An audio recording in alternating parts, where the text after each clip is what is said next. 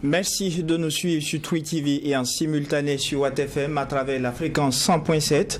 Bonjour mesdames et messieurs et bienvenue à la troisième convocation de la semaine de votre émission Le Tribunal de l'actualité.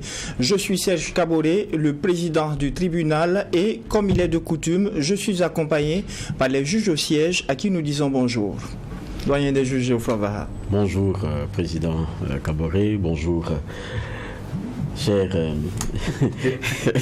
Bernard Bougba. J'ai eu un petit vide, désolé. Bonjour auditeurs et téléspectateurs.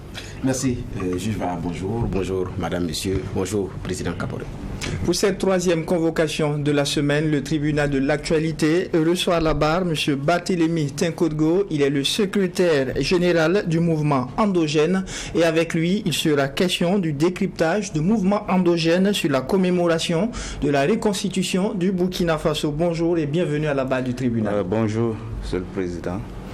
Et c'est parti pour cette troisième convocation de la semaine et on commence par la première des rubriques, celle des avant-propos.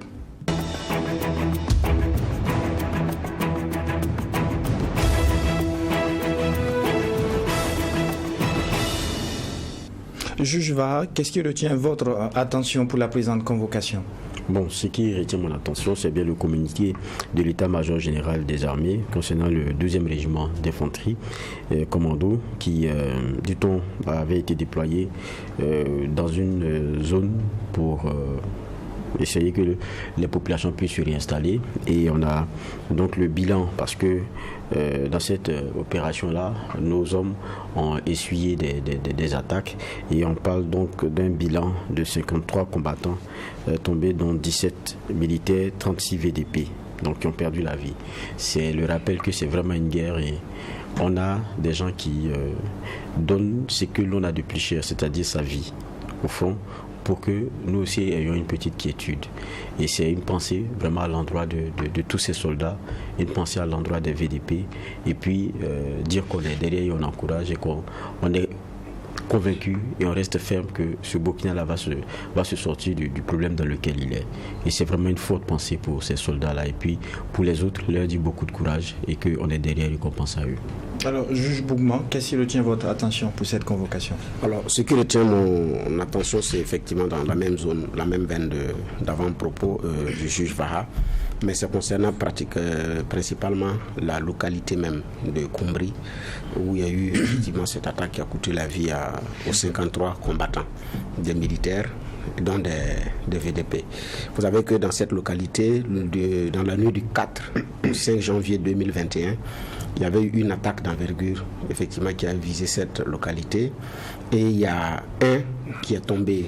C'était pratiquement un Yoro aussi de la zone, mais qui n'avait pas eu l'aura de l'Agui Yoro. C'était un combattant qui était là-bas également, qui s'appelait Porgo Madi, dit le gros parce qu'il était costaud. Lui aussi, il est tombé les armes à la main. Bon, il a été tué, étouffé pratiquement parce que il a été pris après les tirs. Il n'avait même plus de munitions, il n'avait plus de balles pour résister parce que c'était le premier lot de ceux qui s'étaient enrôlés dans les VDP mais qui combattaient volontairement. Mais il a aussi été pris vivant et capturé par les groupes armés terroristes, mais il ne pouvait pas venir à bout de lui avec les armes. Et les témoignages disent qu'il a été tué, étouffé. Donc on était dans la nuit du 4 au 5 janvier 2021. Et donc l'armée est venue et le 9 janvier dans cette même localité, le détachement a été attaqué. Il y a eu des pertes. Et en février, l'armée est revenue, il y a encore eu des attaques. Et c'est pratiquement en avril que l'armée étant repartie, il y a eu une attaque d'envergure dans la nuit du 19 au 20 avril 2021. Et donc, à partir de ce moment-là, la population s'est vidée, les groupes armés terroristes, l'armée ayant capitulé bien avant, les groupes armés terroristes sont venus et puis bon, la suite on la connaît. La commune a été pillée parce qu'il y a des militaires, les véhicules des militaires qui avaient été incendiés dans les précédentes attaques, avec même l'ambulance qui a aussi été incendiée. Donc depuis cette époque-là, c'est devenu très difficile. Mais il y avait un détachement à Ban, alors qu'il faut traverser Koumri pour arriver à Ban. Il y avait un détachement à Ban qui avait aussi replié en novembre dernier. Donc c'est une zone très très très compliquée parce que Koumbli aussi c'est une zone stratégique où beaucoup de volontaires s'étaient engagés. Mais à un moment donné, compte tenu de la puissance de feu et l'organisation des VDP n'était pas au même niveau, c'était pas aussi simple. Et puis 2021, vous regardez 2021, on était aussi dans la période où les uns et les autres tiraient à boulet rouge aussi sur le régime en place. Donc il y a tout un ensemble de choses qui se sont mêlées. Et puis la suite, on la connaît. Lui, ce dernier est tombé en janvier. Moins d'un an après, Dior retombe. Et puis, en début janvier, le président Kaboré a été renversé. Donc, j'ai dit c'est une localité symbole dans la lutte contre le terrorisme.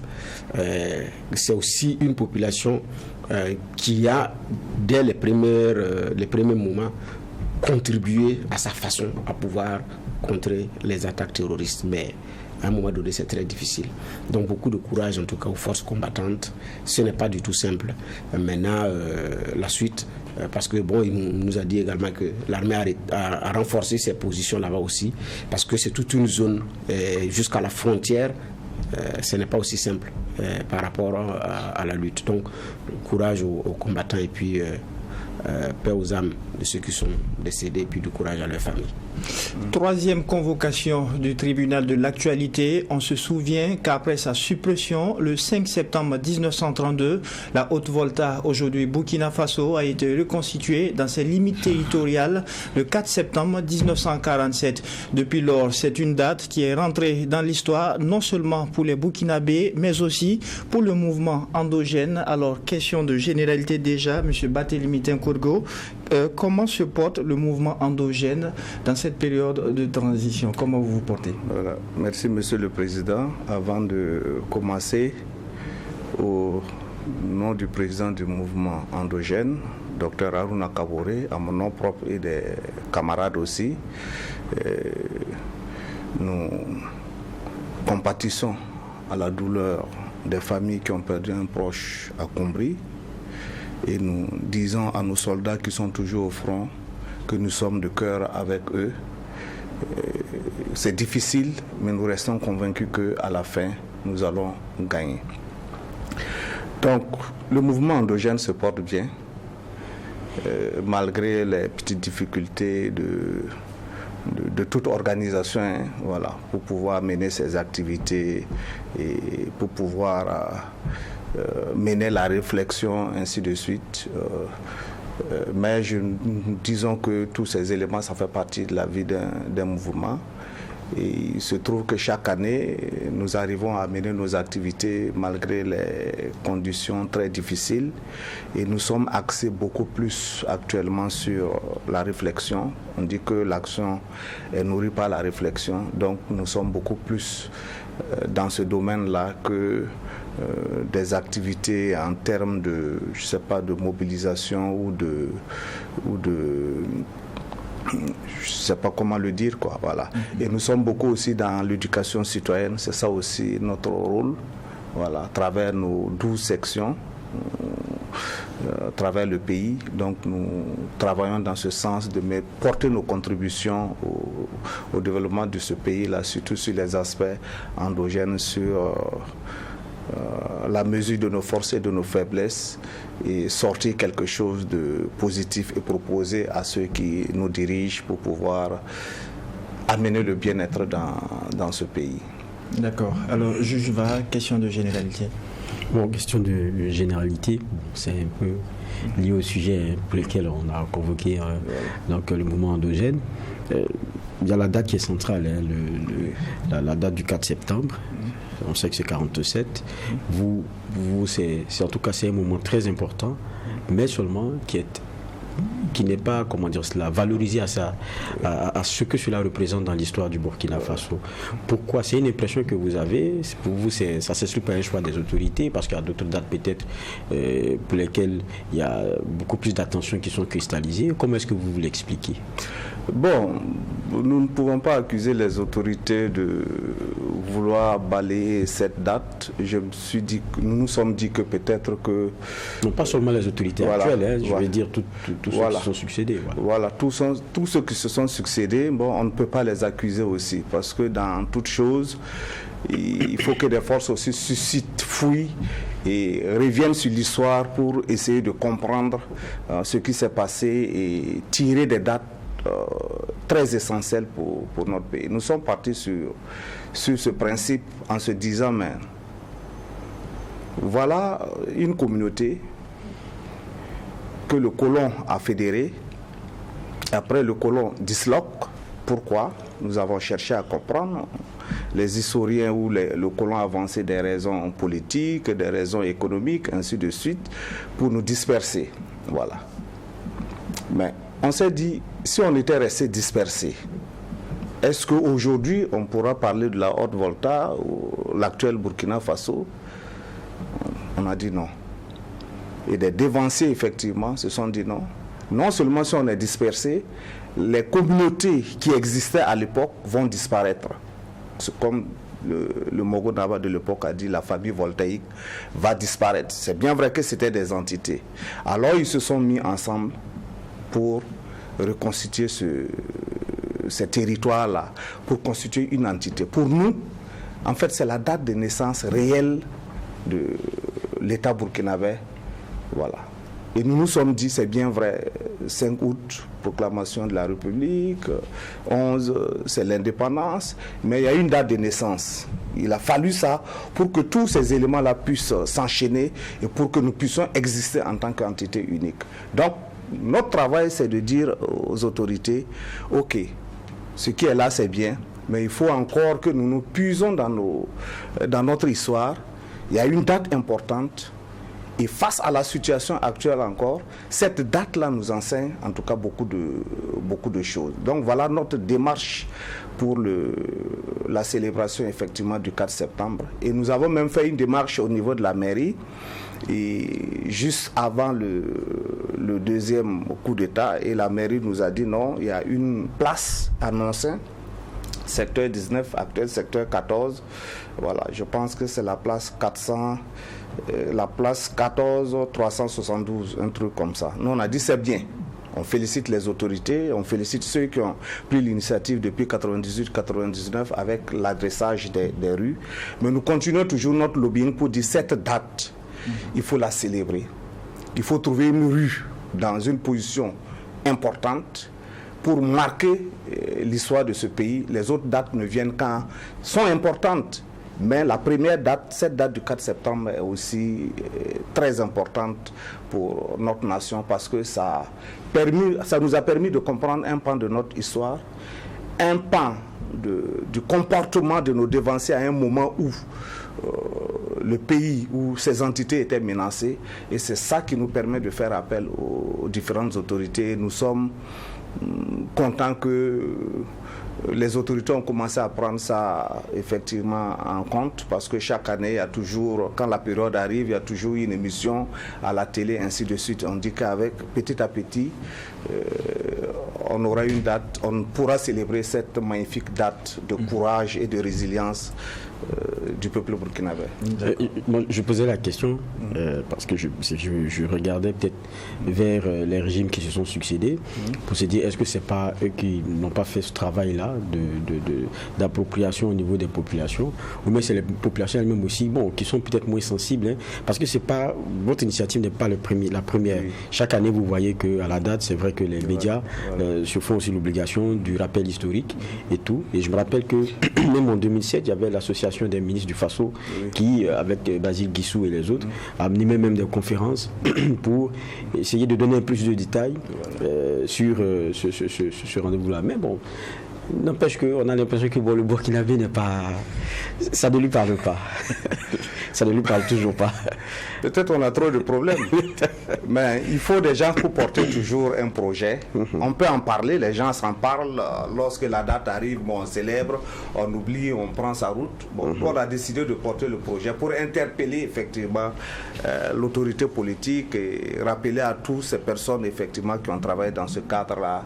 Il va falloir qu'on puisse fixer ce qu'on veut faire de cette date-là. En même temps, interpeller aussi tous ceux qui sont à l'ALT de pouvoir intégrer ça dans les nouvelles, je ne dirais pas les nouvelles fêtes, mais des dates historiques et très importantes du pays. Bon, si on va chercher pourquoi les autres n'ont pas fait, on risque de ne pas quitter ici. Mais à partir de maintenant, on se dit qu'avec le lobbying, la manifestation, voilà, l'autorité va par finir effectivement célébrer cette date-là.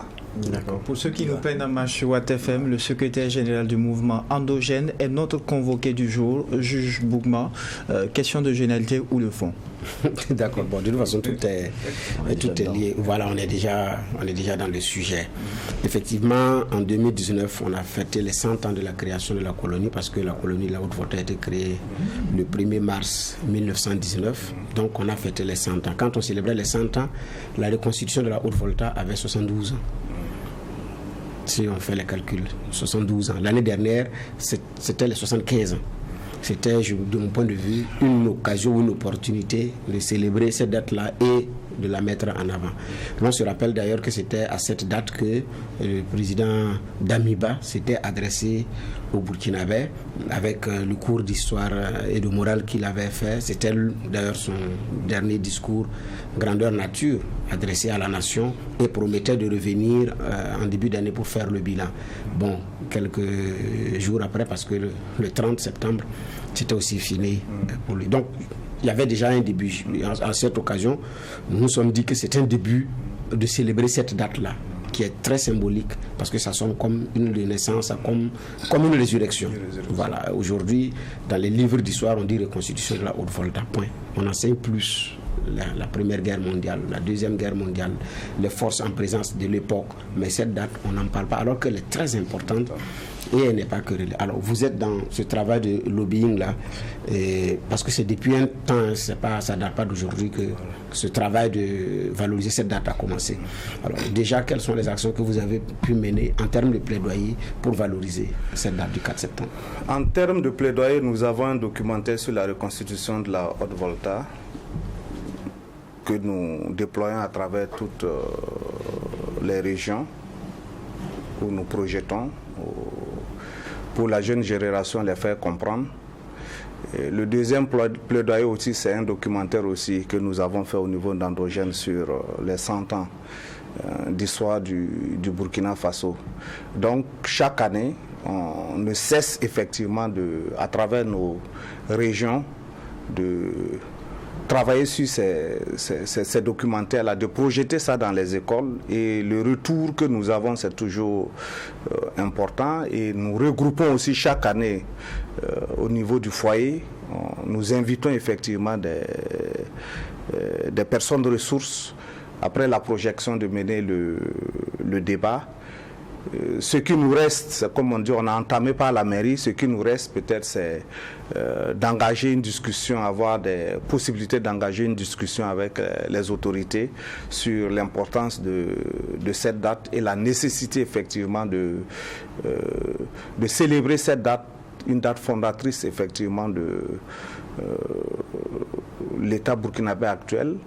Et nous en faisons appel à toutes les bonnes volontés, en fait, partout où ils sont, aux historiens, à tous ceux qui ont un peu de l'influence, que ce soit de mettre cela dans l'agenda, effectivement, afin qu'on puisse célébrer cette date. Donc, chaque fois c'est ce qui nous a amené, en fait, au terme endogène, en fait, voilà, au terme endogène, parce que la date du 4 septembre montre aussi que des Burkinabés de l'époque, des Burkinabés ont su trouver des solutions endogènes à leurs problèmes. Et cette date est tellement importante que plus on lit dans l'histoire, on se rend compte que, en fait, la Haute-Volta, actuelle Burkina Faso, était le centre de toutes les questions politiques. Voilà. Que ce soit pour la Côte d'Ivoire, pour que Félix puisse être élu en Côte d'Ivoire, parce qu'on avait quand même, en termes de nombre de votants, on était plus nombreux. Cette question a été au centre pour que les Burkinabés à l'époque acceptent porter leur voix sur Oufé avec nos politiciens de l'époque, les Ouézen Koulibaly, les Nazi Boni, les Dim Dolopsom, ainsi de suite. Donc, c'est vraiment un pan de l'histoire qu'il faut, comme on le dit, enseigner à l'école. Malheureusement, à l'école, c'est les histoires des autres que nous connaissons. Nous ne connaissons pas nos propres histoires. Et tout le monde sait qu'en troisième, c'est en fin d'année qu'on vous donne les polycopes pour l'agriculture du Burkina, l'histoire du Burkina, comme si ce n'est pas aussi importante que ça. Donc nous allons continuer notre lobbying, nous allons continuer toujours notre marche vers les différentes autorités. Du moment où les gens ont commencé, les autorités ont commencé à en parler, donc on s'est dit qu'on est sur la bonne voie. S'il faut documenter, nous en documenterons les différents éléments pour remettre à l'autorité pour qu'enfin qu'elle puisse décider. D'accord. Alors, comment peut-on s'inspirer des événements du 4 septembre 1947 dans l'actuel processus de reconquête du territoire national dans lequel le Burkina est résolument engagé? C'est ça où la partie de l'histoire du 4 septembre est très importante. Nous avons tous lu, nous avons tous écouté les historiens dans le domaine. On nous a toujours dit que c'est bien vrai, aujourd'hui la chefferie traditionnelle est un peu chahutée, mais il faut les rendre hommage. Voilà, il faut les rendre hommage parce que si le Mogo Naba Koum ne s'était pas levé, c'est pas évident. Voilà. Il s'est levé, il a réuni les politiques de l'époque. Voilà.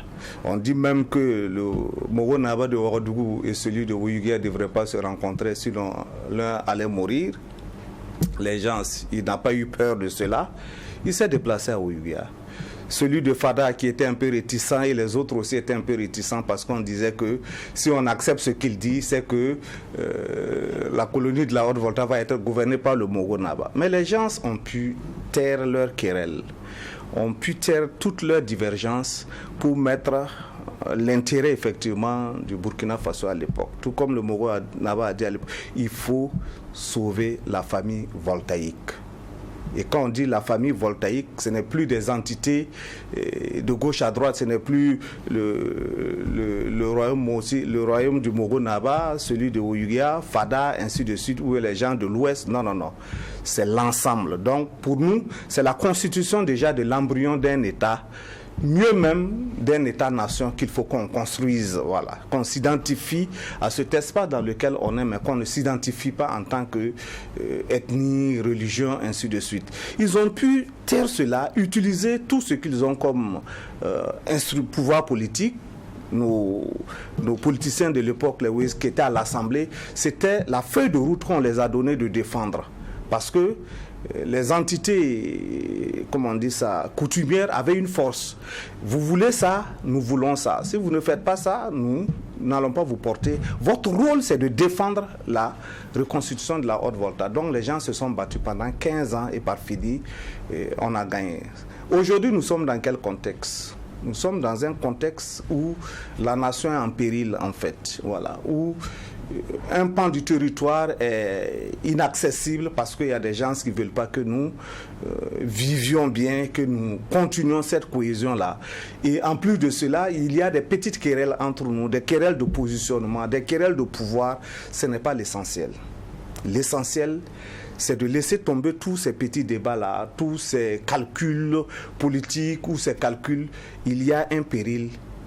Tirons leçon de l'histoire. Gagnons cette bataille, chacun va reprendre ses petites querelles, ainsi de suite. Mais l'essentiel aujourd'hui, c'est de se fédérer, y compris tous ceux qui sont au sommet, tous les Burkinabés. Je veux dire, on doit faire appel à l'intelligence collective pour vaincre ce qui se passe. Si nous ne le faisons pas, alors nous risquons de perdurer dans cela et nous risquons de continuer cette souffrance. Parce que nous sommes à Ouagadougou. C'est différent de ceux qui sont dans les zones. Ils n'ont pas le même discours que nous. Nos petits calculs, non, ils ne sont pas dans ça, il faut qu'on gagne cette bataille. Et c'est cela, la date du 4 septembre, ce qui s'est passé doit nous inspirer aujourd'hui pour pouvoir gagner cette bataille, et elle est gagnable si vraiment on se soude. C'est cela qui nous motive pour toujours rappeler aux Burkinabés qu'il n'y a rien de plus important que la cohésion. Sans cohésion, l'ennemi s'infiltre parmi vous. D'accord, monsieur les juges. Voilà.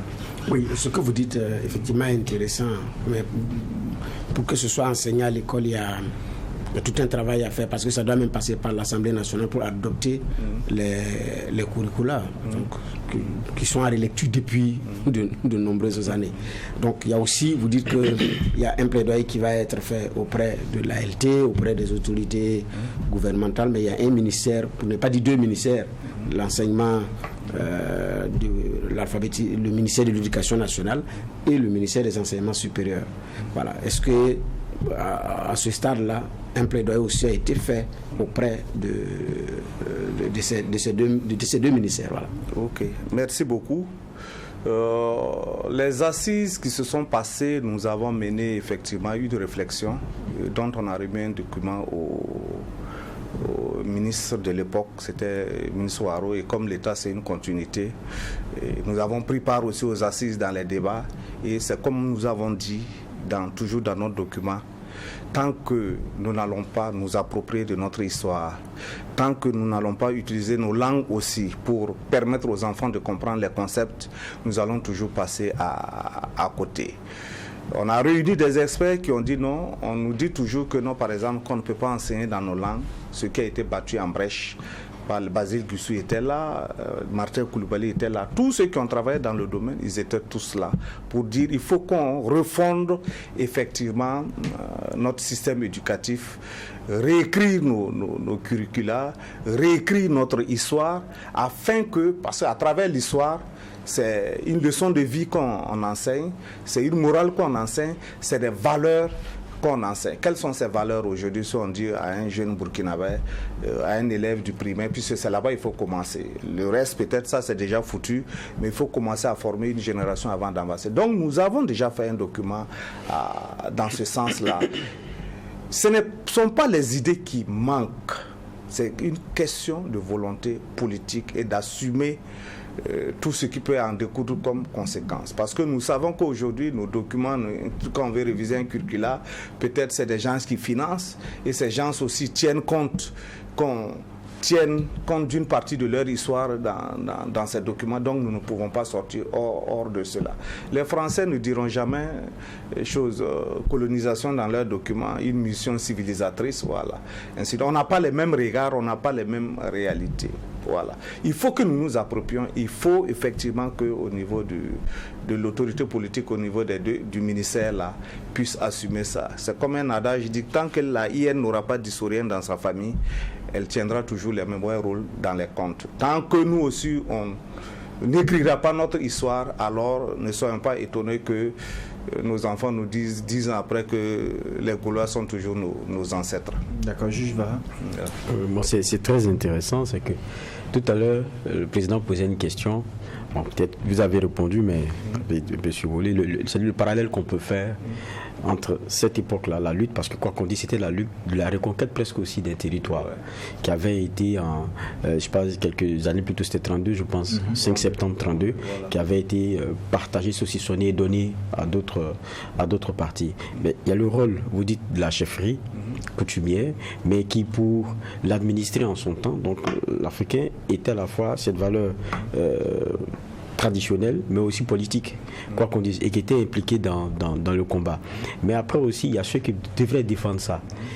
On parlait de Guissou Henri, je pense, le 19 août, qui lui-même a défendu le dossier devant l'Assemblée. Et quand on regarde, ça veut dire qu'il y a beaucoup de choses qui s'imbriquent. Ça veut dire que tout le monde était autour d'une cause. Il faut que le Burkina, là, soit rétabli dans ses frontières de 32. Quel parallèle on peut faire aujourd'hui? Dans un Burkina qui, combien d'années on a à ce 76e anniversaire, est en train de chercher la reconstitution de son territoire parce qu'il est occupé par d'autres hommes aujourd'hui, qui sont des hommes armés. J'ai dit, c'était des Burkinabés qui étaient ensemble. Chefferie, Et quand on prend le cas de Henri Guissou, il est venu remplacer l'autre député Philippe Zena, qui lui était décédé un peu plus tôt. Guissou, c'était un agent spécial qui a fait, comme on l'appelle, l'école de Dakar, c'est William Ponty. Donc tout le monde s'est mis autour pour le projet. Mais aujourd'hui, pour la question de la reconquête, est-ce qu'on a les Burkinabés qui sont tous autour pour le projet? Il y a les politiques qui disent qu'ils sont écartés. Il y a un monde coutumier qu'on n'entend pas forcément maintenant. Est-ce qu'il n'y a pas de leçons à tirer? Oui, c'est de cette leçon que je parle. Les gens étaient face à un péril. Le politique, le religieux, ils ont mis de côté toutes les petites querelles. Nous sommes encore face à ce péril. Mais le constat que nous faisons, le politique est de côté, les religieux sont de côté, bon, ceux qui dirigent sont de leur côté. Mais nous pensons que ceux qui peuvent réunir aujourd'hui les Burkinabés, c'est les autorités politiques qui dirigent aujourd'hui. On arrive à un moment où on dit, bon, il faut qu'on fasse appel à toutes les intelligences, voilà. Si on ne fédère pas les intelligences collectives, nous n'allons pas nous en sortir. Parce que le politique qui est assis, qui ne veut pas mettre sa main dedans, ou peut-être a peur de prendre des initiatives au risque de se retrouver dans une certaine situation, donc les gens préfèrent s'asseoir. L'autorité coutumière, nous sommes tous là, nous avons vu où l'autorité coutumière est vilipendée, l'autorité religieuse est vilipendée, personne ne veut prendre ne veut prendre l'initiative. Mais nous pensons qu'aujourd'hui, on arrive à un niveau où l'autorité politique doit pouvoir réunir tous les Burkinabés et dire, bon voilà, on a une situation, nous allons nous réunir, nous allons discuter, trouver les voies et moyens pour qu'on reparte sur de nouvelles bases. Il n'y a pas de miracle en cela. Vous estimez que les autorités actuelles n'impliquent pas assez le politique, le religieux, le coutumier? Je ne dis pas cela, mais ils doivent encore, puisqu'on constate que ça va de partout. Alors que faire? Nous ne sommes pas dans les secrets de Dieu, mais nous pensons que lorsqu'on gère le destin d'une nation, on est comme une poubelle. Les gens peuvent dire n'importe quoi sur vous, mais vous avez le devoir de permettre d'avancer. Ceux qui se mettent de côté, il faut forcément que les Burkinabés s'unissent. Si on ne s'unit pas, on n'ira nulle part. Nos soldats sont au front. Ils ont besoin de nous. Ils ont besoin de notre union. Ils ont besoin de notre soutien. Nous devrons avoir une seule parole. Et cette parole, il faut que le Burkina reste debout. Juge Baha, vous dites ceux qui se mettent de côté. Moi, je prends un exemple qui est assez patent sur la question des réformes pour les élections. Lorsque la procédure est enclenchée, il y a le ministère qui envoie des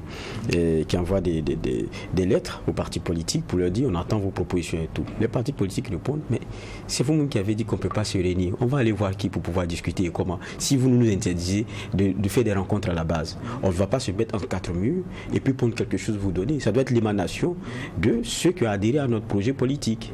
Ce qui est normal, ils ne se mettent pas à côté. Mais les conditions aujourd'hui ne leur permettent pas de participer de façon pleine comme ils le veulent. C'est pas se mettre de côté. Je pense que bon, on vous reçoit aussi pour qu'on ne soit pas dans la langue de bois. Hein? Non, je ne suis pas dans la langue de bois. Voilà. Vous avez mis le doigt sur un problème. Ils ne peuvent pas se réunir. Parce qu'on dit non, les activités de temps, c'est suspendu. Qui peut lever ça? On avance, les autres évoquent cette difficulté pour pouvoir se réunir. Ne veulent pas se mettre en porte-à-faux avec la règle qui a été édictée. Mais si cette règle empêche d'avancer, je ne sais pas. Peut-être il faut l'assouplir, il faut la mettre de côté, je ne sais pas. Mais c'est à l'autorité. Vous prenez les solutions endogènes. Quelle est la solution endogène dans ce cas de figure? C'est le dialogue. Il faut qu'on discute. Il y a des gens qui ont des idées. Il faut qu'on discute. Il faut qu'on sauve la maison Burkina. Et pour sauver la maison Burkina, aucun sacrifice n'est de trop. Sinon, nous allons rester toujours dans les débats puérils, ainsi de suite. Mais il faut qu'on sauve la maison Burkina. Et sauver la maison Burkina, il faut réunir, bon, on ne va pas réunir les 21 millions d'intelligences, mais il y a des intelligences quand même qui peuvent faire avancer. Et celui qui gère la case, alors à lui revient de prendre toutes les dispositions effectivement pour que la case là puisse rester debout. Voilà. Alors, juge Boukman. Oui, justement, c'est la responsabilité de l'autorité, elle est pleine et entière, parce que c'est l'autorité qui confère la marche, qui donne le là et tout. Alors que, selon elle, actuellement, il faut faire profil bas pour que la question sécuritaire, la lutte contre le terrorisme puisse porter ses fruits. Et après, on pourrait retourner à nos débats, à nos contradictions, à ce que certains appellent activisme politique débordant, sans qu'on sache réellement le contenu réel. Et donc, c'est juste, naturellement, selon les autorités en place, pour préserver, pour que les soldats puissent sereinement combattre, quand on demande aux politiques de faire profil bas. Bon. Tout porte à croire que cela participe de leur stratégie.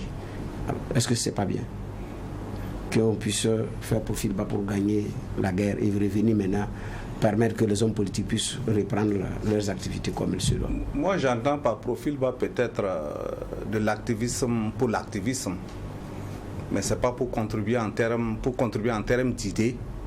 C'est toujours la bienvenue, voilà. Or, pour contribuer en idées, les gens ont besoin souvent de se rencontrer, de discuter, d'aller au niveau de la base, voilà. Ce qui n'est pas bon, c'est la politique politicienne. Travailler à ce que amplifier peut-être les insuffisances de l'autre pour pouvoir monter sur ce cheval et arriver à sa fin, ça ce n'est absolument pas bon. Et peut-être c'est ces histoires comme ça qui nous mettent toujours 76 ans après toujours dans ces conditions, ou bien après les indépendants toujours dans ces conditions. Mais absolument, tout ce qui est important, de recueillir les idées, parce qu'à seul, on ne voit pas tout. Mais en groupe, quand même, ce que tu penses que c'est une force, l'autre peut voir que non, c'est une force, mais si on fait comme ça, ainsi de suite, on peut avancer. Voilà. Les autorités ont leur raison. Ils ont leur raison. Si ça marche, tant mieux. Si ça ne marche pas, cela veut dire aussi que s'il y a des limites, il faut analyser ces limites-là et revenir encore fédérer. Quand même, tous les Burkinabés ne sont pas mauvais, tous les politiciens ne sont pas mauvais, tous les OSC ne sont pas mauvais. Est-ce que ça marche selon vous? Est-ce que ça marche selon vous? J'ai pas de données pour pouvoir dire ça marche, ça ne marche pas. Tout ce que nous pouvons faire, c'est d'appeler effectivement tous les Burkinabés à cette union. Et nous pensons que les choses vont aller de mieux en mieux. D'accord. Alors, c'est grâce à la résilience d'hommes et femmes que 15 années après, le Burkina a pu être reconstitué dans ses limites territoriales. Aujourd'hui, dans le contexte qui est le nôtre, quand vous regardez les uns et les autres, les populations, est-ce que vous ressentez encore cette même résilience-là? Il y a de la résilience quand même. Entre ceux qui sont à Ouagadougou, c'est différent de ceux qui sont dans la périphérie, ils n'ont pas le même discours que nous. Eux, le discours qui les importe, il faut que les gens se mettent ensemble pour avancer. Les gens ont intégré cette situation dans leur vie pour pouvoir mener le combat. Et je me dis qu'aujourd'hui, je ne sais pas comment qualifier ça. Le fait qu'on soit toujours debout, c'est qu'on est résilient. C'est qu'on est résilient. Sinon, il y aurait plus de personnes qui sont dehors que ceux qui restent toujours dans le pays. Toujours dans les zones occupées, il y a des gens qui refusent de quitter leur zone. Quel que soit ce qui va arriver, ils sont dans leur zone. Donc tous les Burkinabés aujourd'hui, au début, on ne mettait pas dans ce qui se passe dans notre mode de vie. On l'a intégré dans notre mode de vie. Ce n'est pas de la résignation. Mais c'est plutôt pouvoir intégrer ça et se donner des forces pour se battre. D'accord, juge Vaha. Oui. C'est vrai que dans la série d'activités que vous avez donc décidé d'organiser, il y a eu je pense qu'il y a eu un panel débat, c'était le 2 septembre. Et on parle de résilience. Vous avez mis au centre la question de la résilience économique avec évidemment le regard du développement endogène, évidemment quelle politique publique justement pour pouvoir booster tout cela. De vos échanges, qu'est-ce qui ressort? Quelle est la proposition pour ce développement endogène-là dans le contexte sécuritaire dans lequel on est, et économique difficile, évidemment? Bon, ce qu'on a pu retenir lors de ce panel, d'abord le DGEP a fait effectivement les différentes politiques économiques appliquées au Burkina Faso. On a vu que la période révolutionnaire effectivement était plus un élément endogène où on a plus compté sur la mobilisation interne pour pouvoir avancer. Aujourd'hui, on a cette même situation où ce qui ressort, il y a un pan de l'économie, par exemple le secteur informel, ainsi de suite, qu'il faut encadrer parce que c'est quand même une grande contribution dans l'économie du Burkina. Il y a les micro-projets, comme on dit, l'actionnariat populaire ou les petites entreprises qu'il faut accompagner afin de créer plus de plus-value. Voilà. Certes, c'est difficile parce que dans l'endogène, les gens pensent qu'on se ferme aux autres. On ne se ferme pas aux autres. Parce que l'autre, il est important pour moi. Ce que je n'ai pas, je peux prendre chez l'autre pour compléter. Mais nos ressources internes d'abord, il faut pouvoir développer ces ressources internes de telle sorte que ça puisse nous amener à arriver à nos objectifs. Or, il y a tout un pan de l'économie qui échappe à cela, qui n'est pas formalisé, où il y a un pan d'accompagnement qui n'est pas fait. Voilà. Et des exemples ont été pris, par exemple, sur la Corée du Sud à l'époque, effectivement, les micro-entreprises familiales qu'on a boostées, ainsi de suite, pour la production, la culture, ce qui a permis d'atteindre un certain niveau. Le problème, c'est où le problème, comment mettre tous ces éléments-là de bout en bout pour y arriver. Les experts nous ont assuré au niveau du ministère que les éléments sont en train de se mettre en place petit à petit, pour quand même avoir ce qu'on appelle une souveraineté économique pour pouvoir développer ce pays. Les instruments sont là. C'est l'application de ces instruments-là maintenant, petit à petit, qu'il faut mettre en œuvre pour pouvoir aboutir à des solutions endogènes. Mais on répète, l'endogénéité ne veut pas dire que non, si on a besoin de l'argent dans la banque mondiale, on ne va pas aller prendre. Mais on sait quand on prend où on met cette somme, on sait les secteurs il faut booster pour pouvoir avoir cette résilience économique à notre sein. Dans ce contexte très difficile, il est difficile même d'avoir de l'argent avec les autres. Qu'est-ce qu'on fait? D'accord, juge voilà. Oui, mais depuis que vous avez commencé à prêcher la promotion de cette date et puis tout ce qui est élément endogène à mettre même dans le système de gouvernance, est-ce que vous avez l'impression que vous êtes suivi, vous êtes écouté? Oui, nous sommes écoutés, même si on n'a pas des données aussi que ça. Le fait que des personnes importantes à un certain niveau vous appellent pour vous dire non, vous faites du bon boulot, on vous suit et que vous avez des idées, on va essayer de formaliser ces idées. Ça, c'est un baume déjà qui nous va au cœur. Voilà. Et notre travail, c'est toujours de porter le message, répéter jusqu'à ce que les choses aillent. De toute façon, on n'a pas le choix. On va arriver à un niveau où toutes les solutions étaient expérimentées ici. Les cadres stratégiques de développement, tous ces éléments-là, on est dans le PNDS, ainsi de suite. Voilà. Qu'est-ce qu'on en fait? C'est la question. D'accord. Alors, vous faites... oui, allez-y. C'est dans la lignée de ce que demandait Bernard tout à l'heure. Parce que sur la date, vous disiez, on ne communique pas forcément assez, les gens ne s'approprient pas forcément ce pan de notre histoire-là. Vous êtes allé voir même les autorités, vous dites qu'il y a un petit effort qui est fait, il y a une place qui, dit-on, a été... mais vous voulez que quelque chose soit érigé là. C'est bien ça, si ma mémoire est bonne. Oui, une rue, puisqu'il y a une place déjà. Voilà.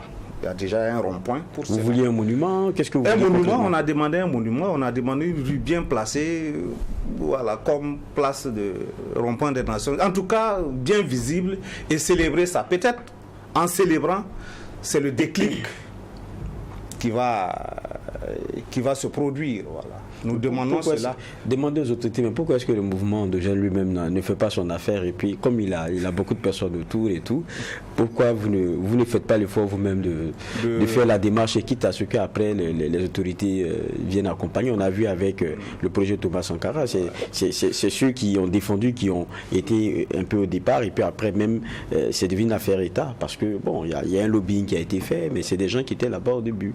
Pourquoi vous ne le faites pas? Ouais, c'est une idée. On n'avait pas pensé à ça. C'est une idée. On n'avait pas pensé à ça. Mais d'abord, pour ceux qui la modicité, le caractère endogène, non, le caractère qui c'est des vient questions, de l'intérieur, vous deviez y penser depuis. Vous savez que le monument Thomas Sankara, il y a quand même beaucoup de personnes derrière liées à la personnalité de Thomas Sankara. C'est de gros fonds, c'est des...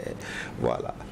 Mais c'est parti d'une idée. Il y a des gens qui se sont assis, qui ont écrit un projet, et puis qui ont fait adhérer beaucoup d'autres personnes à travers des carnets d'adresses. Quand on connaît le mouvement endogène, et ceux qui sont un peu à la tête, ce n'est pas les carnets d'adresses qui manquent. Bon, c'est possible. On a sincèrement dit, c'est une idée. On va réfléchir sur ça, effectivement, enclencher le processus quand toutes les situations vont se calmer là. Sinon, on a beaucoup de projets. On a des projets au-delà de ça pour les questions d'endogénité. Voilà. On a des projets qu'on a écrits. Voilà. Bon, c'est la situation qui a fait que tout c'est mis en berne pour le moment. Sinon, il y en a beaucoup, surtout les questions d'accompagnement, de développement. Il y a quand même, le document est déjà là. Si vous avez si vous êtes engagé sur les questions d'accompagnement, ne mettez pas en berne. On a besoin de ça dans ce contexte. On n'a pas le choix parce que vous faites appel à des partenaires qui ont leurs règles, leurs principes au regard de ce qui se passe dans votre pays. Voilà. Okay, d'accord. Donc, du coup, ça ne dépend pas de nous. Alors nous évoluons vers la fin de cette émission. Vous faites de la promotion des solutions endogènes votre sacerdoce. L'actualité, c'est aussi ce que vit le Niger avec les menaces d'intervention de la CEDEAO. Quelle est la solution endogène dans ce cas de figure?